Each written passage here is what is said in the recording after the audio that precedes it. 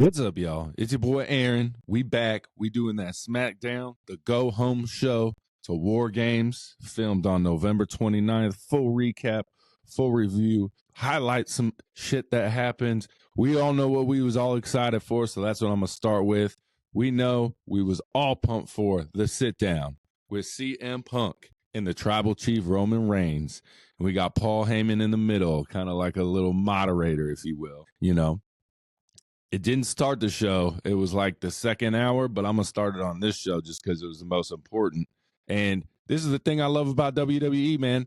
Like, the match, I was excited about Jey Uso, Jacob Fatu, Carmelo, Cody, but the thing I was most excited for was a fucking sit down with the two biggest stars in wrestling right now, CM Punk and Roman Reigns. So it starts off, we get Paul Heyman sitting there, Roman Reigns is sitting there, but CM Punk ain't there yet. Roman's like, man, this dude is wasting my time. He's about to get up. Boom. Here comes CM Punk. CM Punk's like, hey, man, I ain't got a lot of time for this shit, so let's hurry it up. Roman's like, good thing you were late, you know. Starting off bad already. You could see the tension. You could also see Paul Heyman acting a little squirrely. I don't know what's going on there. If he betrays Roman, man, everyone's going to betray Roman eventually. That seems to be the thing. I want Roman to betray someone before they betray him, at least just one time. One time would be nice. We had, they brought up we had the wink that last week on SmackDown when Paul Heyman came out. It looked like he winked at Jimmy Uso. So maybe something's going back there. I don't know. Is someone going to turn on Roman again? I don't know. Then towards the end, Roman's like, I don't like you, CM Punk, I don't like you. Wasn't as good as the Cody Roman at Georgia Tech, but it was good.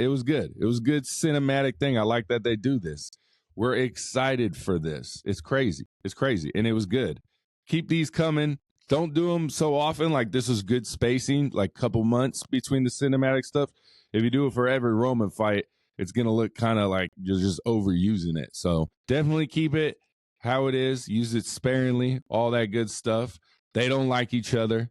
But at the end, Roman's like, all right, just one time. And CM Punk's like, one time, guys. It was funny. It was pretty funny. And then he says, I'm going to need a favor. And he kind of looks at Paul when he says favor. And Roman's like, you expect a favor from me? He's like, no, my friend, our wise man will owe me a favor. So then CM Punk gets up, leaves. Roman said, what's this favor, Paul, my wise man? And Paul says, my tribal chief, let's just get through tomorrow night, and then we'll have all the time in the world to talk about it. What do y'all think the favor is? Do you think he becomes CM Punk's wise man? Does he get CM Punk a title shot? I think that might be what it is that CM Punk's going to get the title shot before Roman. Roman's going to be pissed at his wise man. I do believe. We'll see. What y'all think of the segment? Did you love it? Hate it? Want more of it? Want less of it? Let me know what y'all think in the comments. Like, comment, and subscribe, y'all. But we'll start with the main part of the show, the kickoff of the show. We get the women's War Games, kind of little preview. We get Bianca, Naomi, Io, Bayley, and then Rhea comes out.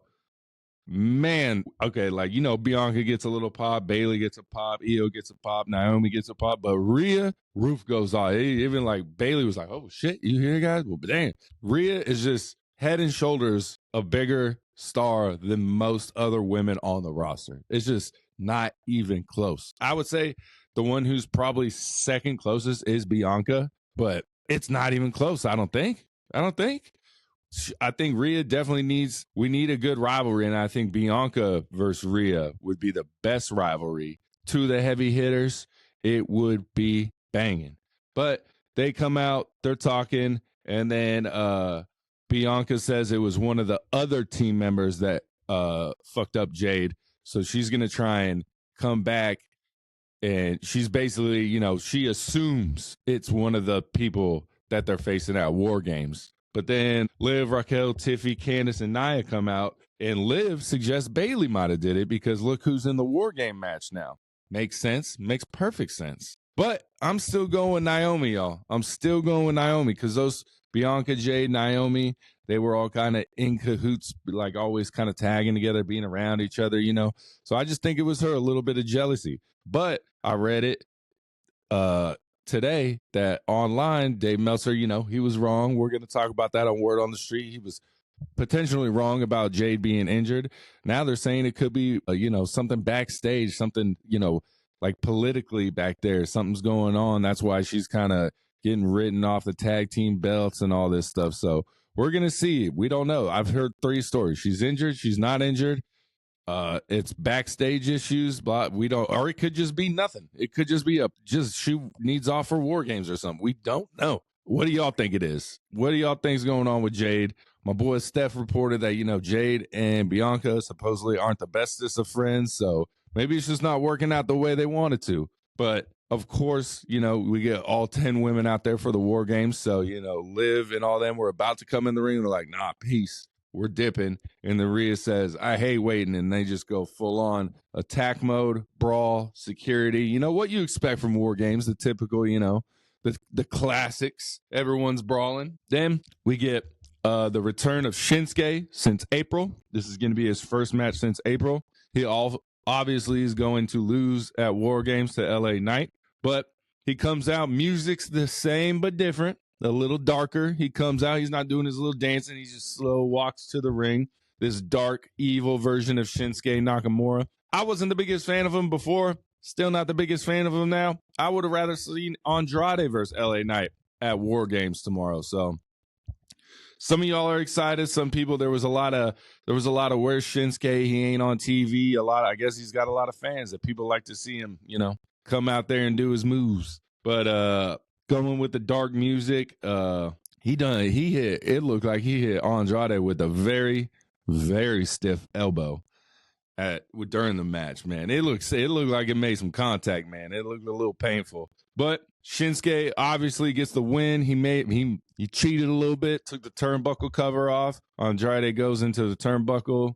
Shinsuke hits him with the Kinshasa. Finishes it 1, 2, 3. Obviously, Shinsuke was going to win this match going into War Games. They're not going to let, Andrade, who I think deserves a shot more, get the title, pin the challenger. But either way, it was a decent match. Andrade was the highlight of the match. Obviously, I'm just not a big Shinsuke fan, man. But maybe this dark version will turn me over. Maybe it won't. Then we get another good promo from my boy KO explaining why he is right and Cody is wrong. He goes back, to the COVID era where they threw him off 15 feet onto the tables. Him and I believe it was Jey Uso fucked him up. Then we go to the Royal Rumble where he got handcuffed, super kick after super kick. And what's he say? He say, and Cody was in the building that day. He was in the building that day. And then it's the countless times that KO has been just annihilated by the bloodline. Cody never helped. And then here comes Roman back. He needs help. Who's there to help him instantly? Cody Rhodes. KO's making some good points, man. He is making some great points. I'm excited for this Saturday night main event. They kind of got the 80s music going with the vignette and stuff, so I'm very excited. We're also going to have the women's U.S. championship match there, so the women's championship will be crowned there. I'm assuming the Intercontinental one will be crowned at Netflix on Raw. That just makes the most sense. Have the U.S. women's, then the Intercontinental on Raw, day one, whatever you want to call it, Raw on Netflix. Are we going to call it Raw on Netflix all the time? We're just going to go back to calling it Raw.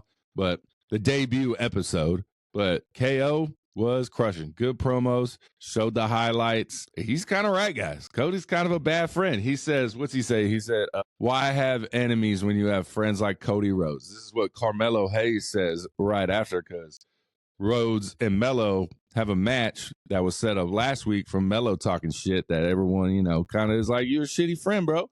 But he does say, when you have friends like Cody Rhodes, you don't need enemies. That's crazy. But yeah, they let him cut the promo on the way to the ring.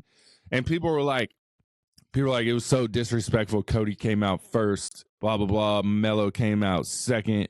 It was like, yeah, because they had to have Melo cut the promo with Cody in the ring. You can't have him cut the promo on the way to the ring if Cody's not in the ring, guys. They just did it so Melo could cut this good promo on the way to the ring. That's it. But it was a great match. Melo always has great matches. I think he should be the one, honestly, go against LA Knight and win that U.S. belt. That's what I think should happen. I would rather see Carmelo as a U.S. champ than LA Knight right now. Like we said, we talked about it. We feel like, LA Knight might be losing a little bit of steam. He's kind of plateaued. Like, he's just the U.S. champ now. Like, no one really wants to see him take the World Heavyweight Championship. I don't think that time's kind of coming past. Maybe it'll come back. Maybe it won't. But either way, it looked like Cody at the end of the match was kind of like, okay, this guy can bang. This guy can bang. I can tell you right now, I've never seen anyone sell a disaster kick like Carmelo Hayes. That shit, boom, that disaster kick, doing the flip. He sells the crossroads. He sold that one a little bit too much at the end. But if we're going to talk about great sellers in WWE right now, Carmelo's at the top of that list. Austin Theory, Carmelo Hayes. I'd like to see a little rivalry and a little match between those two. That'd be very interesting, very entertaining. Could be the match of the month, of the week. It would be a banging match.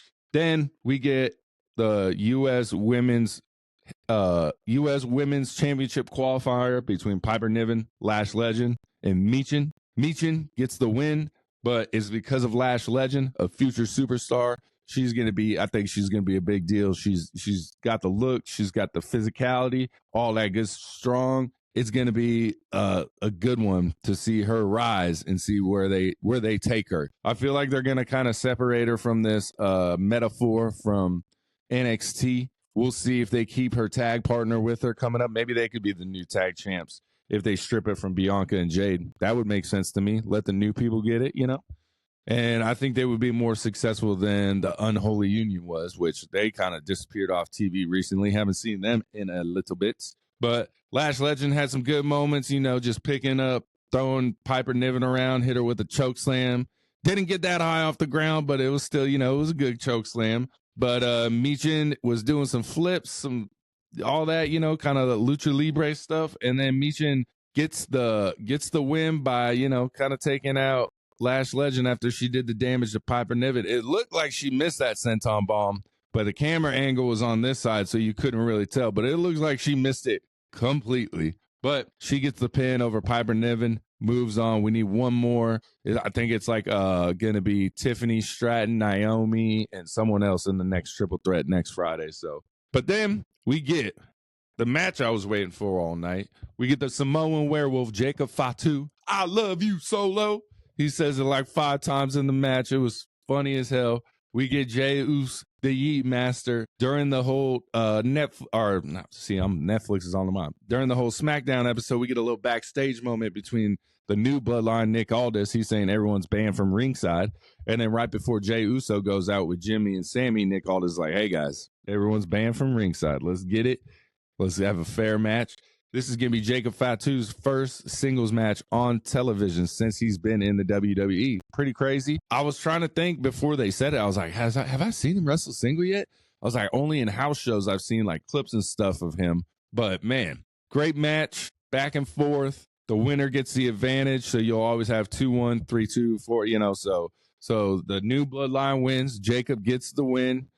Tried to put him through the announce table. The announce table did not break. That was pretty crazy. And it was just an overall good match. It was cool seeing Jacob Fatu finally. And I was like, well, since this is his first match and there's no interference, I was like, Jacob Fatu has to win, which he did. So they get the advantage, man. So it's gonna be kind of crazy seeing Sammy get his ass beat 2-on-1, because I think that's who starts the match. Unless Roman makes CM Punk, but I don't see that happening. I think it'll be Tongaloa. Botch. We call him Botch here on the show. Botch versus Sammy. And I feel like, maybe Tama Tonga starts it just to get it going. Yeah, Tama Tonga versus Sammy, I think, starts it.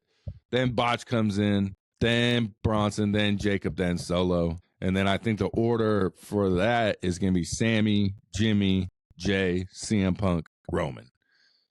I don't know what's going to happen, man, with that. Everything. I mean, even in the women's war game match, you got 2 of the champions on the same team with the Money in the Bank winner. That's interesting. And then this men's match is just, what the fuck could happen? Are we going to get Zilla Fatu, Tonga? And is anyone going to join? Is Paul Heyman going to turn? Is Paul Heyman going to even be out there? What was that wink? There's so many answers that we thought would get answered, and we're just left with more questions. That promo, that CM Punk Roman, we're like, hey, here we go. Finally, we're going to get some answers.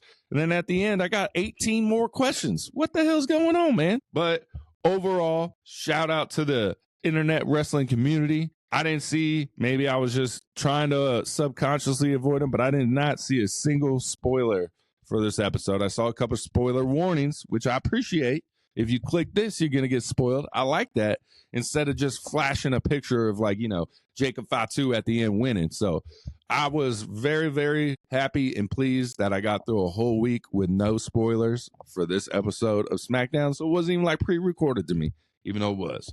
But y'all, let me know what y'all think. Like, comment, subscribe, send in your fan questions, comment 404heels@gmail.com. Let us know, baby. Peace.